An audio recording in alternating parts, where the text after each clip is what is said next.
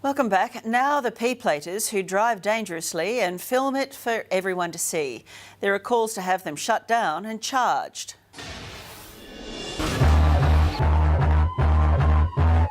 Well, I think the sort of things we're seeing in that video, is reckless, it is antisocial. When I see these idiots on the street doing burnouts, doing slide-outs, I'm just peed off. A viewer alerted us to this lot. They're called P-plater Spec, and in a series of videos on YouTube, they chronicle their idiotic adventures on public roads in souped-up Supras and Skylines. Where are we going? Go midnight! What are you drinking? Rum!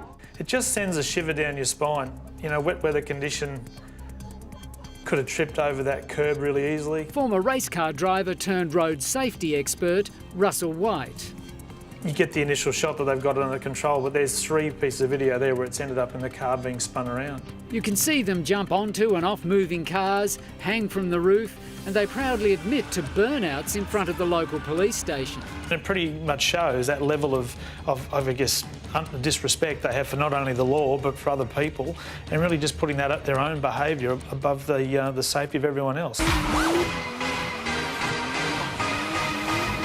She's young and she's excited and she's inexperienced. So we are really relying on you, all the drivers in our city, to be patient with her. When radio announcer Terry Hansen's daughter recently got her P-plates, he recorded a video asking other drivers to be considerate. It's all of our jobs to be patient with P-platers. But when they see these guys carrying on the way they are, everyone's wary, everyone's disrespectful, everyone's got a very accusing eye on all P-platers, which would include my daughter. Hey Mum, I'm what everyone else wants to be. I'm going to drive a Mazda. I'm going to drink beer. It is really scary to me that we see so much of this sort of activity. It happens on streets right around the country, but when you see it captured on video and the culture that's sort of driving it, it's a real concern.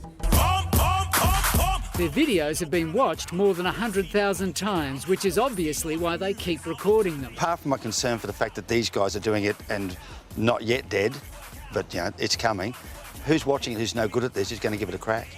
As you start to get involved in these sorts of, taping these sorts of incidents, invariably they get sort of desensitised to what that is. So the next level of engagement that they're looking for may even actually require greater risks. What's happening now, Ashley? We're going home. We're going to jumpstart a Corona and do 6 skids. Oh, more skids? And then possibly have a head-on with a motorbike. Hopefully they'll grow out of their trash talk and bad behaviour. That is, if they don't kill anyone first. As far as I know, in Hoon laws, you can get your car confiscated these days, but I've looked at those cars, it wouldn't cost much to replace them. But don't make me say that P word while the parents do it. We have passed those videos on to police. We'll let you know what happens. There's still to come.